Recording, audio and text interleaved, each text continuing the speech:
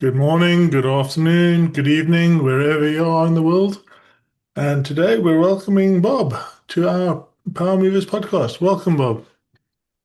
Glad to be here, Roy. Thank you. Good, good, good. Good morning. I'm loving all the books in the background. I'm sure there's a whole bunch of stories in there. Yes, indeed.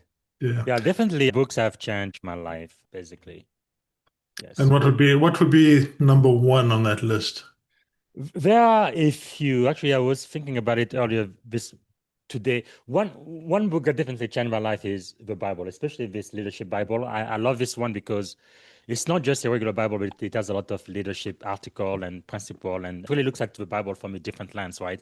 How can I learn how to become a better leader through the stories of the Bible? So that one is one that definitely impacted me. I've probably read the entire Bible, I don't know, 3 or 4 times now since I was about 12. And I read it almost every day, at least portions of it. And it's on my podcast since last season, last year. This was one of two books for my curriculum. So we use that a lot because I feel like those leadership principles, they are universal and I believe eternal. It doesn't matter who you are, where you come Yeah. from and what you do. You can be in technology like I am or in the US Navy or an entrepreneur or whatever it is that you do in life. If you apply those biblical principles, I think they will work no matter who you are and what you do, because I think leadership is universal. But anyway, another book that really impacted my life, so many of them, but one of them is the 20 Irrefutable Laws of Leadership. Again, these laws are irrefutable. They work no matter who you are, no matter what you do. They will almost like gravity, right? You may not believe in it. It doesn't matter if you fall down, you are going to die, right? From a 10-story building because gravity will be in effect. There is nothing you can do about it. So that's kind of like what it is for leadership. This is again the second book I have as a curriculum for my podcast, last season and this season as well. And then I'm sure you've heard of a book, Think and Grow Rich. I have a copy Yeah. right there. Let me see if I can get it. I have it up here as well. Let me see. Yeah. Anyway, like I say, I love books, but Think and Grow Rich is one, yeah, Napoleon Hill.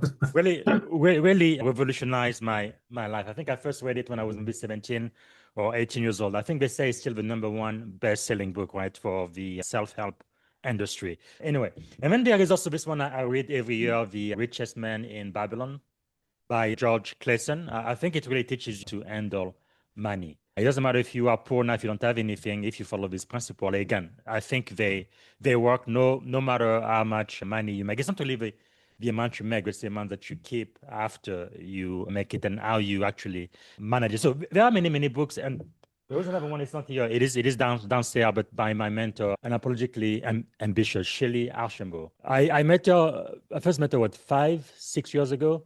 So I was already relatively successful when I met her, but she really reset my ambition and she got me to commit to becoming even more successful and helping even more people. Great book. But anyway, Magic, magic, there are quite a few. magic.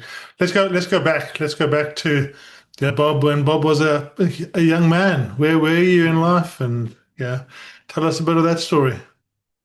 Yeah, I guess in a way, I feel like as a young man, my life really started when I was about 17 years old. I left everything I knew. I was born in Pointe-Noire, the Republic of the Congo in Central Africa. And most of the people born there, because we were a French colony, they usually go to France. One, they speak the language, and that was our, I guess, colonizer, France was. Yeah. And some of them go to French-speaking Canada, Montreal. They do speak French there. But anyway, for me, my parents, especially my mom, she wanted me to go to the best schools in the world, and America was the place. So anyway, 17 years old, I only had one little suitcase. I think I brought my guitar with me. I couldn't bring my keyboard. I had to buy another one when I came to the US. But anyway, I've been playing the keyboard since I was like 7 years old. But anyway, so I came to this country. I didn't speak the language. No, I only had enough money for my first year of school only.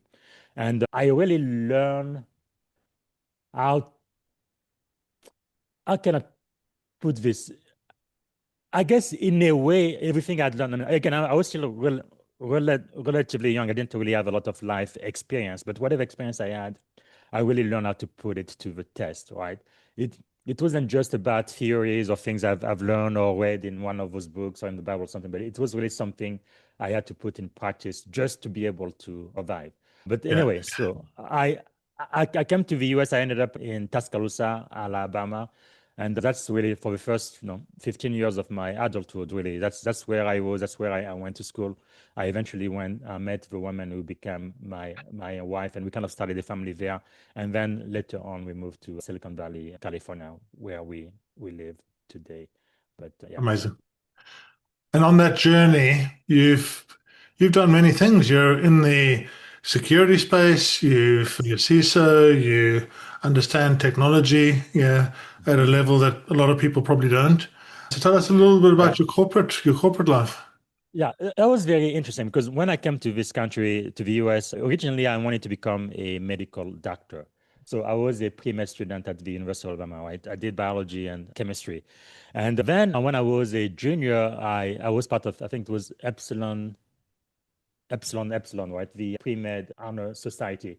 And one thing they helped us do when you become a junior is you shadow doctors Okay. in your field. So I shadowed doctors at the University Medical Center, at the big DCH hospital we had in town. And I figure that a lot of MDs that I was shadowing, they weren't very smart, actually. They looked to me like glorified pharmacists, especially in the medical school, because most of them were resident. They would go and talk to their patient. Now, of course, they would ask for permission for me to be there just to shadow the doctor. But then they would find out about whatever symptom they were having and stuff. And then they would go to the back office. They would look at this black book and then they would see, okay, for this type of thing, I need to prescribe this type of medicine. I'm like, no, this is not the kind of doctor I want to become. So I said, scratch it. So then I said, okay, I want to do the MD PhD program, not just get the MD, but earn a PhD as well. And that program was extremely competitive. Although I was an excellent student, I didn't get accepted to that program. So then what I decided to do is, okay, I'm going to work on my PhD first. So I did a PhD in microbiology, immunology to be more specific. And then after that, my plan was to then go back to medical school and earn the MD. But things worked out differently because when I got married and we were pregnant with our first child, I was like, I have to make some money because as a PhD student, no, they gave us like $1,000 stipend, and then I didn't have to pay for school, but that just wasn't enough. But anyway, and then the only job I could find was to work in tech. So kind of like the rest was history. But then another thing happened to me when I was about 17, right? When I came to the US is it was in the mid 90s, and this I don't know. I guess it's just an insight. I don't know where it came from, but I felt like in the mid 90s, looking into the future, I'm like, no matter what I do in school, I'm gonna have to be good at three things. And basically, throughout my entire career, I've tried really hard to become good at those three things. One was technology, because I was seeing back in the 90s, you've got mail, AOL, and all that. I was seeing how technology was changing everything. Even in biomedical sciences, everything we did was pretty much, supported by tech now. So I was like, technology is the future. I need to find a way to learn tech. And number two, I was like, well, I need to learn about business too, right? It doesn't matter if I'm going to become a medical doctor. Maybe one day I will have my own practice. I'm going to have to learn to be profitable. So I will need to learn how to run a business. So technically, I started my own business when I was about 18 years old in 97, 98. I was doing like, I learned how to do website, which was technology, and nobody knew how to do that then. So I made a whole bunch of money doing websites for a lot of my professor, nonprofit, my friends, lawyers, real estate investor. I mean, a whole bunch of people. I even ran the ad in the school newspaper, and I would be getting referral that way. And back then, it was a lot of money for me. As an international student, I was charging about $2,000 per website, and then I was like, okay, when you charge $2,000, that's a one-time thing. Then I need to get money over and over again. So then I started to having some type of subscription, kind of like a lawyer. You get me on a retainer, and anything goes wrong, I will make update and stuff. Yeah. So anyway, I started with one client. I ended up with like a dozen clients while I was going in school full time. That really helped pay a lot of my school fees. But anyway, I had that idea. Yes, technology, but then I need to learn how to do business too, and definitely how to run a profitable business. Now, the good thing for me is my mother and my dad, they were both entrepreneur growing up. And we had a yogurt business that made a whole bunch of money, really helped support me throughout my entire life. And when I was a kid, usually during the summer, I would work full time for my parents. So I would become a salesperson and sell yogurt and things. So I did learn a few things about business from my parents growing up, just watching them and see how entrepreneurial they were. But then the So third, it's amazing when you go through that experience, yes, you learn what to do, but yes. more importantly, you learn what not to do, right? Yes, absolutely. No, how to handle people, hire people and get rid of them when they don't add much value, but especially how to listen to the customer because really the customers are king. Without them, you don't have a business at all. And then how to use marketing and all of that to Yeah. attract more customer and then sign big contract and stuff. So yeah, I did learn a lot growing up with my parents. That was really a blessing. But then the third thing was leadership. I was like, I need to learn how to lead people because, like, even my first dream, right? If I become a medical doctor, I have my own clinic or whatever. Because my uncle had two clinics. He went to France, he became a cardiologist, and then he came back to Africa, not to the Congo, but to Gabon, where he had a very successful clinic. And then he decided to come back to the Congo, where he had two clinics, and he was the heart surgeon as well. And then around 96, 97, when I came to the US, a civil war broke out, so he left the Congo. So he's back in France now. But anyway, but even him, he was kind of like my role model. When you have a clinic, you have to hire other doctor, nurses, and stuff. So you do need to learn how to lead people, how to influence them. So I was like, that's another skill I definitely need to get. Whether I become a doctor and later on I even got into tech, it doesn't matter. Technology, right? Business and leadership. Those are three skills I absolutely need to have. So throughout my entire career, I really did everything I could to become really good at those three things, in, in, including later on joining the US Navy. Leadership was something I was really pursuing. A lot of the books, I probably read more than 3,000 books by now, but how do you first influence yourself? How do you lead yourself? But then how do you lead people? All kinds of people. And I've really learned a lot. Again, part of the reason why now I have my own leadership podcast and I'm writing my first leadership book, which I'm hoping will be released sometimes early next year. But yeah, it is a lot of learning, but I feel like these three skills have helped me a lot, and that's really what I try to convey to my mentees and the people I coach because I feel like in the age of artificial intelligence, leadership is even more critical today because that's something that AI will never be able to do. Yeah, I think that's a good point, and you know, even with one of the things I always say to people on the AI side is you have to remain the architect, you have to remain the Yes. leader of your Hmm. agents and of the Yes. AI. Otherwise, you know, it does what it wants to do, which is so much like Yes. the human side of things, and Hmm. yeah, and it's the communication that's so important, isn't it? Yes. You need to be able to Absolutely listen. agree. You need to be able to listen. Hmm. Yeah, that's the first thing for me is how do I actually listen and hear what people are saying? And what do they Yes. mean by what they're saying? And I Hmm. think we just listen so often as humans, we listen to answer and we need to Yeah. listen to understand. Yeah, like one of the other books that really impacted me was Stephen Covey, right? The Seven Habits of Highly Successful People, where I Mhm. say Yeah. you have to listen, not to respond, but to actually understand. And that's one thing I had to learn to do. Right? My mom told me so many times when I was growing up, right? God gave me two ears and one mouth, and I need to use them in those proportion.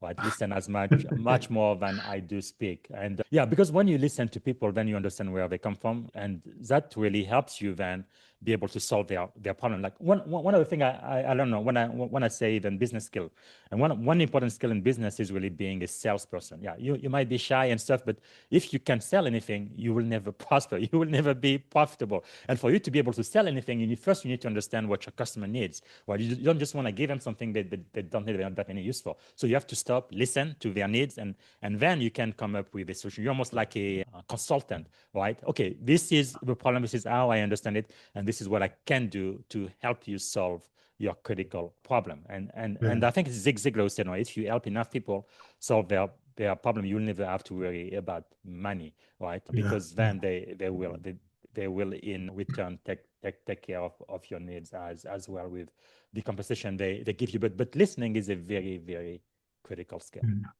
Tell us a little bit about your career in the military.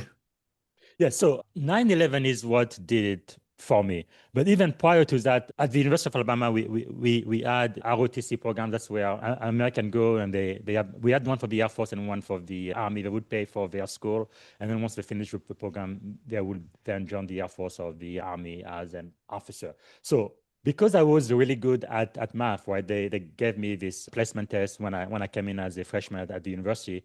Basically, I didn't need to take math at all. So what the university decided Wow. is, as a biology major, normally math 125, which was calculus, would be the last class you would take as a senior. But since no, I was so good at math, they let me take it as a freshman. So to me, again, I had done that in high school, so it was just a review. Of course, I made an A plus. However, about half of my class were ROTC officers from the army, and they didn't get math at all, not at all. And they were like, "I absolutely have to pass this class because if I don't, the army is going to kick me out of the program." So I did it for free. I mentored them, and most of them got C's, and a couple got B's. But really, they didn't get it at all. But it was so easy for me. So another thing I did to help with my school fees when I was a student, I became a mentor. So people would pay me to mentor them. But that's when I saw, okay, these people are in the army, and I knew army was leadership, right? People like General Collins Powell, I think you have his book right up there. He was my long distance mentor until I met him. And like that's even the essence of leadership, right? So like I say, technology was one of the things I wanted to learn. Eventually, I got into technology by working for the university libraries. I was like a computer tech assistant. That's kind of how I got my start. But the other one was leadership. So I tried to get into the Army ROTC or the Air Force ROTC program because I knew if I went to the program, then I would become an officer and I would really learn how to lead. But at the time, I was not, they asked me, I was not a US citizen, I was not a permanent resident, so there was no way I could become an officer. So I let that go. Then after 9/11, again, I wasn't a permanent resident yet, but my wife was a US citizen, and we were pregnant, and our baby would be a US citizen as well. So I'm like, okay, let me go talk now to the Navy, to the Army, to all of them. Not just becoming an officer, but maybe I can even come in as an enlisted person. Again, learn those leadership skills in the most powerful military in the world. All of them told me to go Pakistan. I am not a citizen. I am not a permanent resident, so I cannot even be enlisted, even though I already had a degree by then. But then, like the Terminator, I told them I'll be back, right? So I got my green card in 2004. It was like August. So then I went back again. But now I knew not to talk to the Army of Americans because those people are crazy. They're just nuts. But the Air Force and the Navy, those people, I felt like they use their brain more than they use their body. And with my education background, especially in the tech field, that would be more aligned. So I went to talk to the Air Force.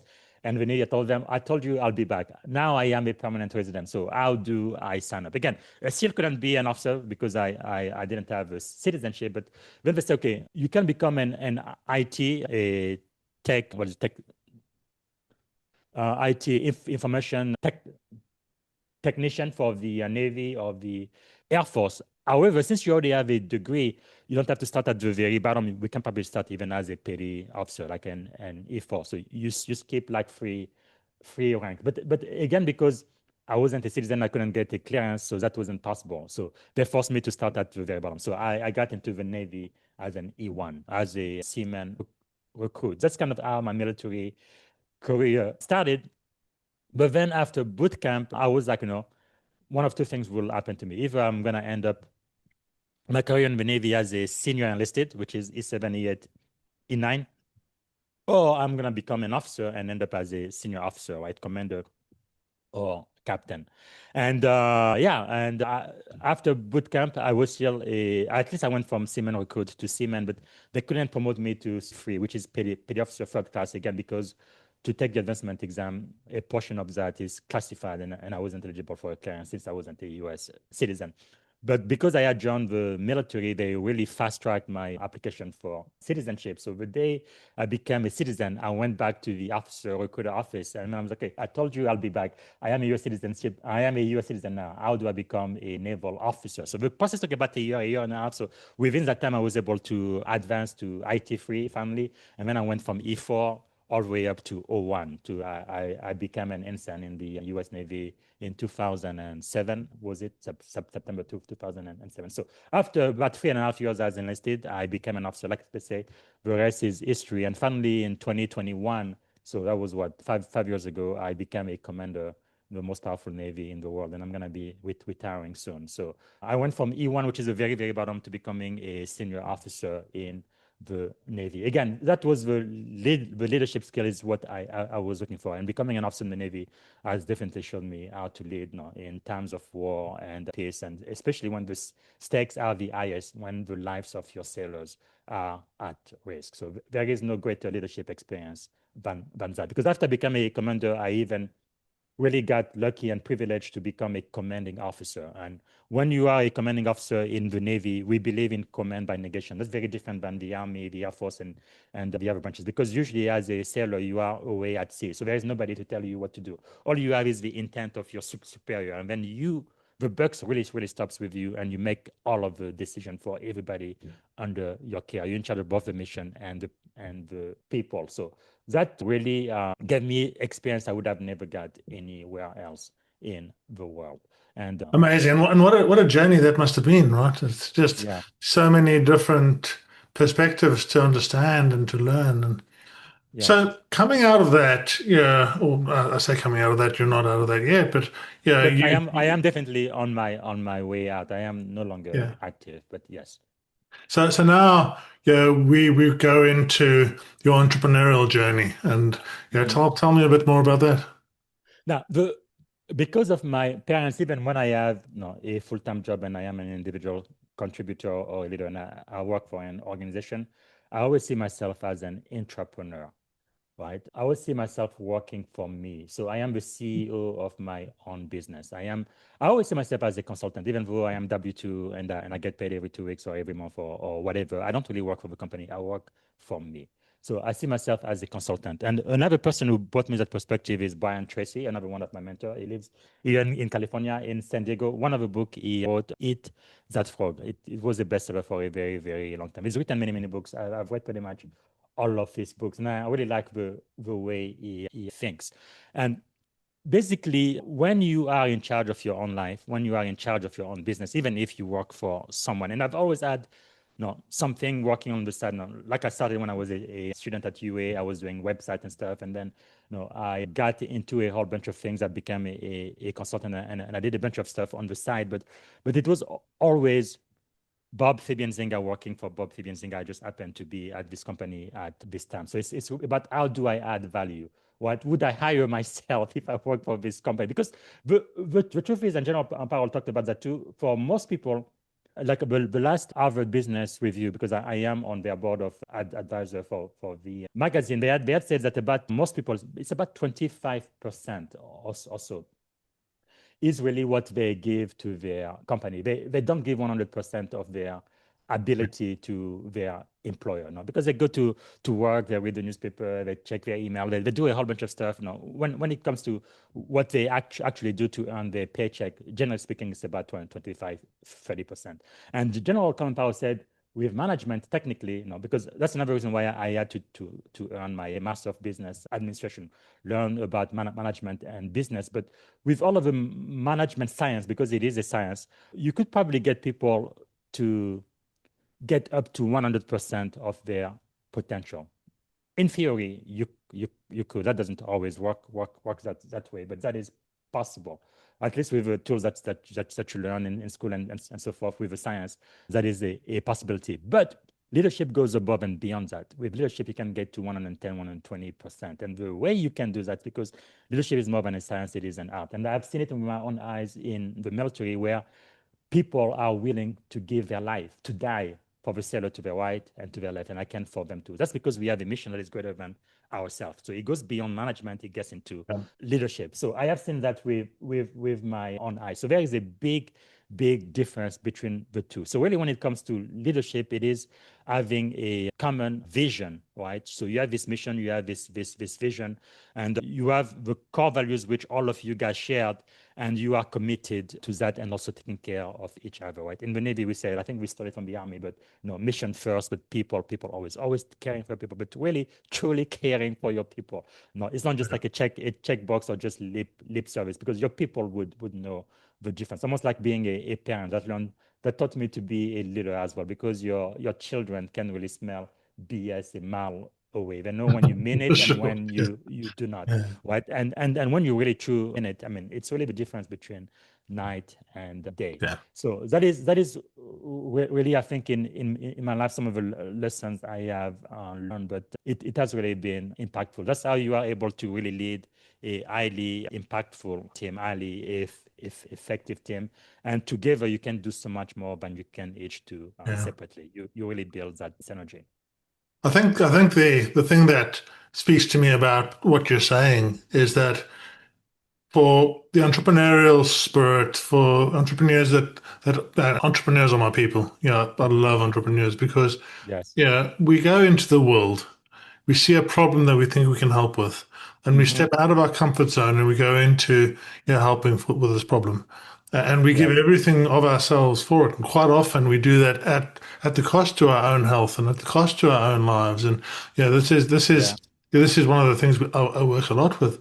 And what you said there about vision is so important because if you Hmm. can't articulate your vision in a really powerful way, you can't Yes. get your team to rally around you, and to give Hmm. more of themselves, right? Yes. So getting that vision very, very clear is so important. And I think, It is. I'm gonna segue now into the new world, right? Hmm. Yeah, and the new world of AI and the new world of disruption that's coming and the new world of Yes. Well, it's possibility already that's out there, right? yes. Yeah, Yes. yeah. What do you make of where we're going? Yeah. It's quite interesting. And back then we didn't have AI, at least not the way we had machine learning, but not AI the way we have it now, especially generative AI. But I kind of knew, the 21st century would be like this age of, I guess, IT information, right? Because the information has just expanded. Because back then, even around 2000, where Google became really, really big and search engine, and also I was kind of already seeing a trend, not just technology taking over everything, but also the knowledge expanding so much. Like for example, right? Like I say, I was in the PhD program at the university where I got a BD, all but the dissertation. My main professor was telling me back in the 80s when he went through a similar program, he had this PhD in immunology. He knew absolutely everything there was to know about immunology, everything. But in the year 2000, when I was going through the same program, is like, there is absolutely no way we can know everything now because the knowledge has just expanded exponentially. It's Yeah, impossible to know yeah, everything, just impossible because it is really growing at machine speed. So what I guess the insight I had, yeah, we are going into the 21st century, 2000 and beyond. That's going to be the age of information. But now we know for sure it's the age of artificial intelligence. So it's really changing a lot of things. But again, looking at where we are now and where we are going, like even here, Silicon Valley, it was really in 2021, right? 2022, when generative AI really blew up. Prior to that, you've got to know, I took a position. I was the head of information technology and security for a startup in San Francisco. I was in 2019. And part of the reason why I went to work there is because they were using AI. Back then, AI wasn't as big as it is now, but I could see the potential and I really wanted to learn about it. They use artificial intelligence and machine learning for customer support automation. And I helped that company. They were a pre-IPO, and then because of the pandemic, we didn't go IPO, but I helped them get acquired, merger and acquisition by a bigger company. But in anyway, so I again, there are certain things I'm like, no, I need to learn this, so I need to work my life in such a way that I gain those skills, which I believe are going to be really in demand in the future. Because even now, you look, I have two kids. One of them graduated from college last year. My second one just starting college this week. But it's like they can't even get those entry level jobs that my generation had, right? Gen Z is yeah. like AI is taking over all of our opportunities. And during the commencement address this past year, anybody mentioned AI, they were booing at them. No, we don't want to hear it. We are completely a, against it. So they are going through something I think no generation has gone through before. Even here in Silicon Valley, when AI really started to blow up, they were like, no, AI will never take away your job. It's just going to help you be better at it. But in Silicon Valley, I came to Silicon Valley in 2014, so 12 years ago. I can tell you here, the number one job has always been software development. If you are a software developer, you can write code. You are at the very, very top, right, of the society here. You get paid the most, and people want to cajole you. They give you free food, free breakfast. They do all kinds of things to get you to join the company because code is key. But today, I know a big company like Meta, Fortune 100 company, Google, they've been able to replace a lot of their software developer with AI. Although AI is making some considerable mistake, though. In this small control lab, they can do okay, but when you put them into production, like Google, one of their AI deleted the hard drive full with code. Now, the AI said it was sorry, but he didn't recreate the code. So now they're trying to rehire a lot of the software developer they laid off. But I guess what I'm saying is the world is really, truly changing.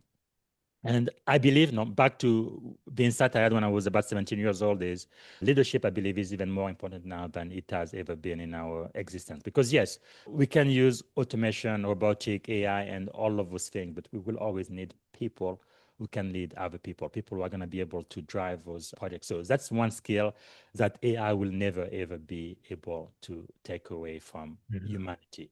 Right. And it's especially in the field I am still in now, in the government, in the military, when we talk about national security, again, it's a matter of life and death. We cannot just let machines take over and make decisions. There is a reason why there is a commanding officer, and we need the commander's intent, and there needs to be human in the loop, and a human person needs to decide. Yeah, you can get the help of AI to analyze thousands, hundreds of thousands, millions of data. AI does it much better than any human analyst. That is true. But when it comes to making the decision, are we going to push the button and hit a target? A human being has to make that decision. Yeah, 100% agree with that.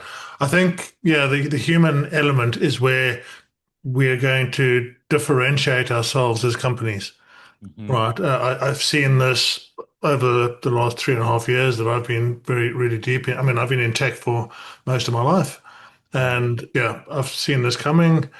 And what's going to happen, or what's already happening, is you'll see companies trying to automate everything.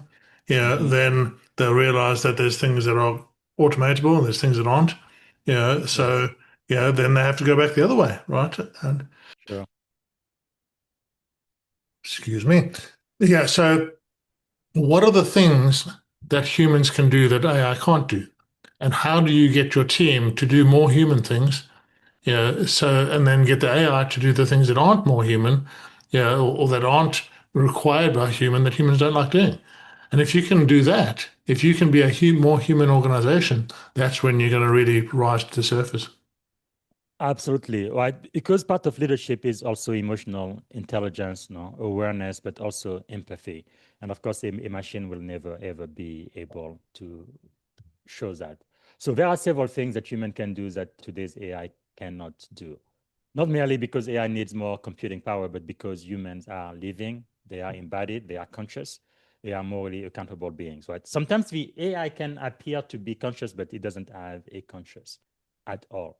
Right? I think a useful distinction is that AI can simulate many expressions of humanity. And simulation is not the same as processing the underlying human experience. So there is a big, big difference. So a lot of things that human can do that AI absolutely cannot is experience life, right? Humans feel the pain, the joy, the grief, the love, the fear, the awe, the exhaustion, and all of those, right? I can recognize because in a way, AI can kind of take it in many, many ways. That's why, like something really, really tragic. I was 2 years ago, right? That little boy, I believe from Florida, he was 12, 13 years old. And if he thought he was in love with his LLM, and then unfortunately he committed suicide because they were going to meet in some AI event and be together forever. So people have this emotional attachment to the machine and they feel it is real, but it really is not, right? Mhm. Because AI can recognize, even discuss, and respond to description of those experiences, but AI cannot experience them. So I think that is important to know. loving someone. I've heard of AI, people actually getting married with their AI bot, which is just ridiculous, but Really, yeah, it actually happened. I think there's another company that's making it so that you can have a date with your AI. Basically, they use a phone. I think that was in New York. But no, AI can produce compassionate language and help someone express love, but AI does not form a human bond or miss someone or sacrifice and all of yeah, that. So doesn't have any lived experiences, cannot exercise genuine moral agency and bear responsibility. Now, I speak a lot, about 12 to 15 times every year on cyber security, privacy, and those type of thing and emerging tech. And I used to joke about 2 years ago, hey, if AI commits a crime, who's going to go to jail? But a few weeks ago, AI did commit a crime. Open AI went ahead and hacked the system of their customer. I think at least three of their customers. That is a crime. So who's going to go to jail for that?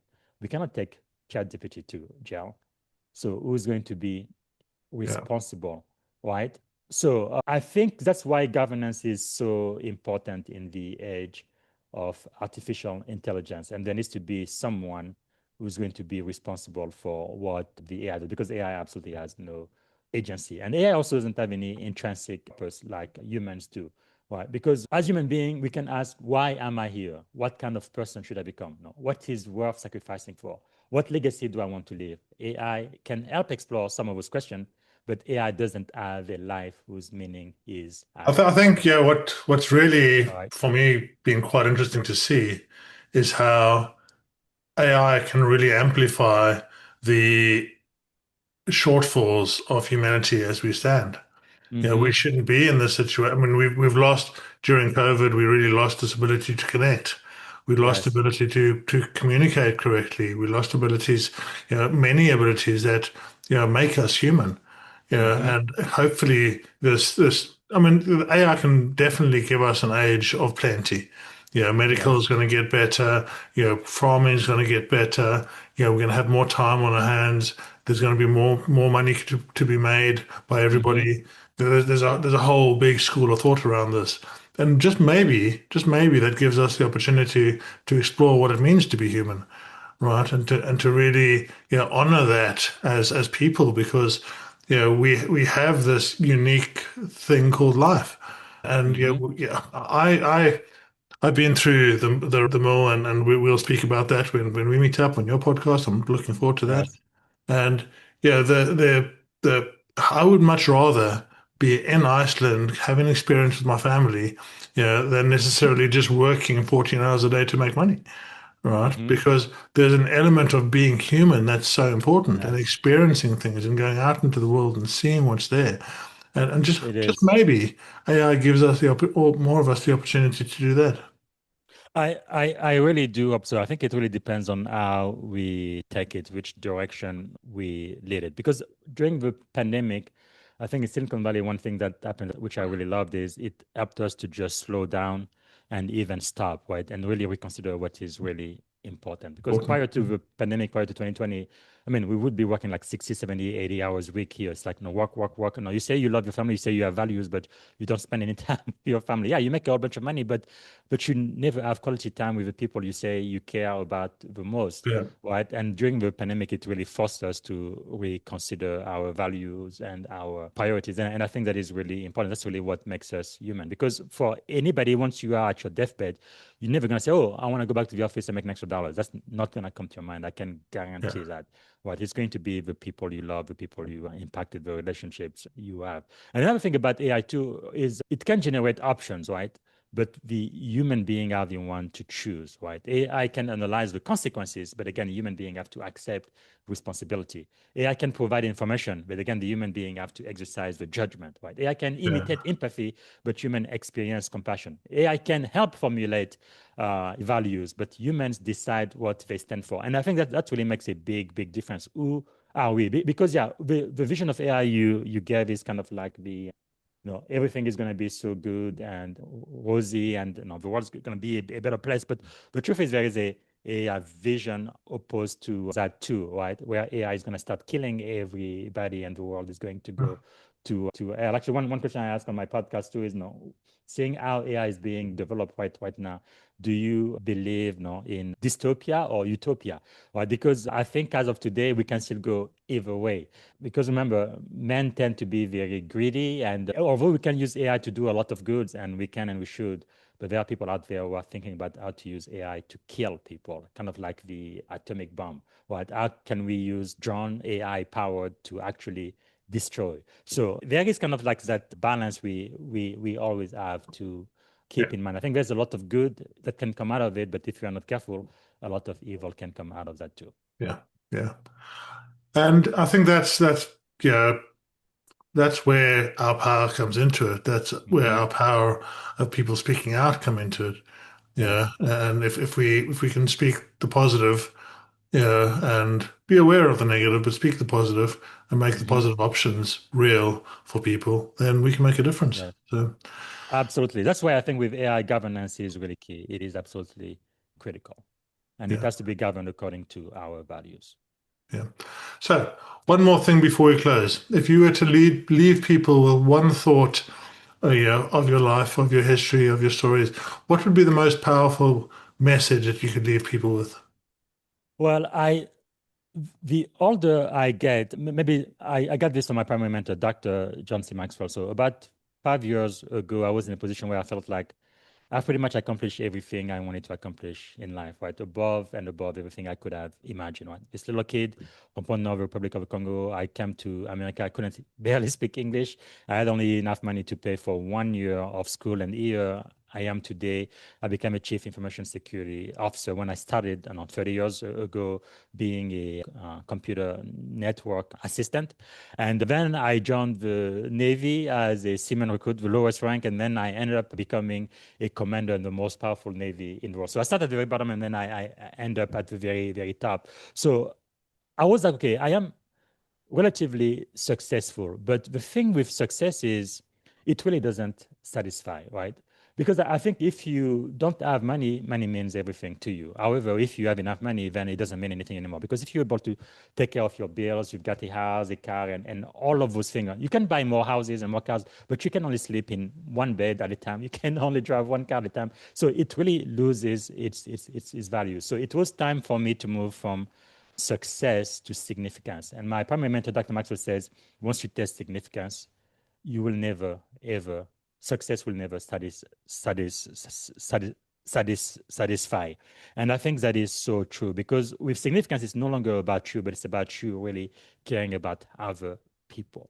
Now you want to help other people achieve their own level of success. No, you want people to reach their potential, discover their purpose, and live on purpose. So I think one of the most important thing now, again, the older I get, the more I realize I'm not on this earth just for me, myself, and I. No, again, that is perfectly fine. You starting in life, you have to struggle at time and hustle until you are able to take care of yourself. But once you do that, once you attain a certain level of success, I think it's really your duty and your responsibility to start helping other people. So part of the thing I am doing with my podcast, for example, is I'm thinking about, Bob Fabien Zinga when I was 17 years old, when I just started in life, when I first joined the Navy, what I wish I had known back then that I do know now.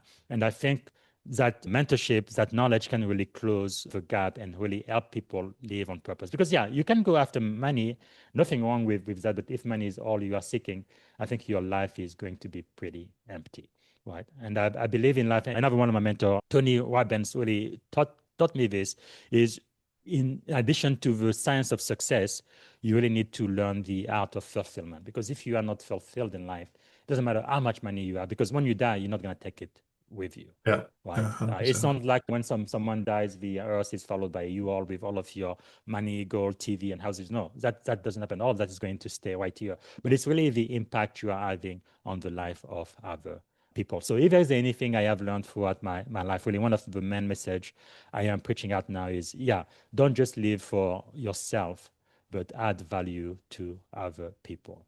And I think that's going to help you really live a life of purpose, but also get fulfillment.